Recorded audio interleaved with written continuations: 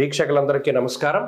జనవరి నెల 5వ తారీఖు లగాయతు జనవరి 11వ తారీఖు వరకు ఉండేటువంటి గ్రహగతుల ఆధారంగా ద్వాదశ రాశుల వారికి ఈ వారం ఏ విధమైనటువంటి శుభాశుభ ఫలితాలు కలగబోతున్నాయో ఈ కార్యక్రమం ద్వారా తెలుసుకుందాం. కన్యా రాశి వారికి ఈ వారం సాధారణమైనటువంటి గ్రహస్థితి గోచరిస్తూ ఉన్నది. లాభస్థానమందు కుజుడే ప్రధానమైన గ్రహం. ఆయన నమ్ముకునే మనం ముందుకెళ్ళాలి. ఎందుకంటే గురుడు వక్రించిన తర్వాత నుండి ఫలితాలు ఏం బాగాల.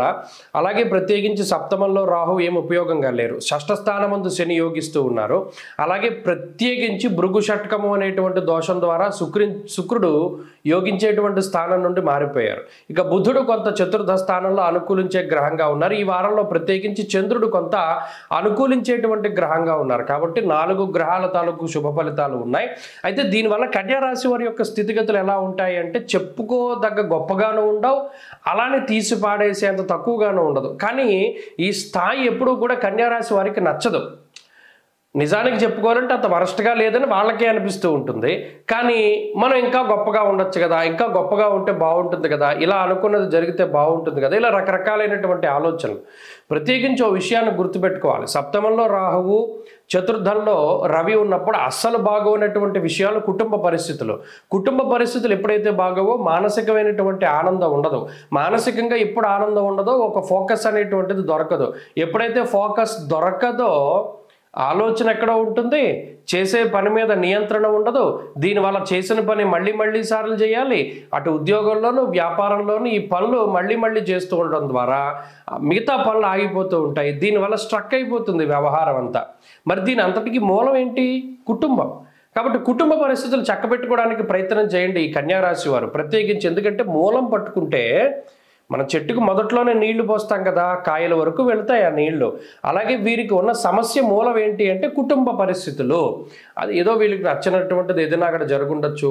ఎందుకంటే చతుర్థ స్థానమందు ఈ రవి బుధులు ఉండడం, బుధుడు లౌకికమైనటువంటి గ్రహం. కొన్ని విషయాలు కావాలని వీళ్ళు పెట్టినటువంటివి ఉంటాయి తగువులు. అయినప్పటికీ కూడా తెలిసి తెలియనట్టుగా కొంత ముందుకు సాగుతూ ఉంటారు. అయినప్పటికీ ఇక్కడ చతుర్థమందు రవి, సప్తమ రాహు ఈ రెండే ప్రధానమైన గ్రహాలు. వీరికి ఏం ఆర్థిక ఇబ్బందులు లేవు, అనారోగ్య సమస్యలు లేవు. కానీ మానసిక ప్రశాంతత దొరకదు. ఉన్న స్థానం మీద ఇంకా బాగుండాలి కదా అనేటువంటి ఒక చిన్న ఆలోచన ఉంటుంది. దాన్ని ఎలా అచీవ్ చేయాలి అంటే ఫస్ట్ ఇంట గెలిచి రచ్చగలవమన్నారు. కాబట్టి ఈ చతుర్థ రవి సప్తమ రాహువుని దాటి మనం ఎప్పుడైతే ఆ పరిధిని దాటి వెళ్ళగలుగుతామో అప్పుడు మనం గెలవగలుగుతాం. అది ఎలా దాటగలుగుతాము? ప్రతిరోజు ఆదిత్య హృదయ స్తోత్ర పారాయణ చెయ్యాలి.